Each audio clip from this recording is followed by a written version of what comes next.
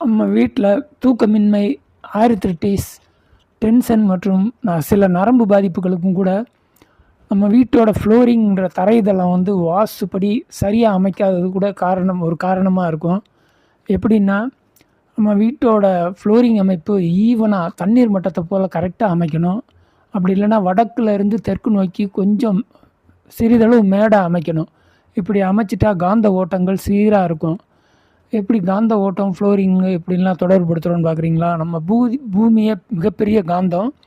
அதில் தெற்குல இருந்து வடக்கு நோக்கி காந்த அலை பாயுதுன்னு ஃபிசிக்ஸ் சொல்லுது. இப்போ அந்த பௌதிக ரீதியாக அந்த காந்த அலை பாயிறப்ப அது வந்து சீராக கடந்து போகணும். அதிகமாகவும் வீட்டில் ஃப்ளோரிங்கில் இருக்கக்கூடாது, குறைவாகவும் இருக்கக்கூடாது. அப்போ அதுக்கு இந்த மாதிரி நம்ம சொன்ன மாதிரி ஃப்ளோரிங்கை அமைக்கணும். தவறாக அமைச்சிருந்தால் அந்த ஃப்ளோரிங்கை இடித்து மாற்றி அமைக்க தேவையில்லை, உடைக்கவே தேவையில்லை.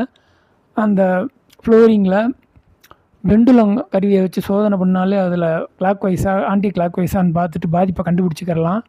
கண்டுபிடிச்சிட்டு அதை வந்து காப்பர் ஒயர், பிரமிட், கிறிஸ்டல் மற்றும் இன்னும் முக்கியமான ஒரு சக்திமிக்க பொருட்களை வச்சே சரிப்படுத்திடலாம். எந்த விதமான ஆல்ட்ரேஷனும் தேவையில்லை. இந்த அற்புதமான வழிமுறையை வச்சு உங்கள் ஃப்ளோரிங்கை எனர்ஜைஸ்டு பண்ணி இந்த பாதிப்பில் இருந்து தப்பிச்சுக்கலாம். இது சம்பந்தமான ஆலோசனைகள் தேவைக்கு எங்களை மேலே பார்க்குற நம்பரில் காண்டாக்ட் பண்ணலாம். ஆன்லைன்லேயும் கவுன்சிலிங்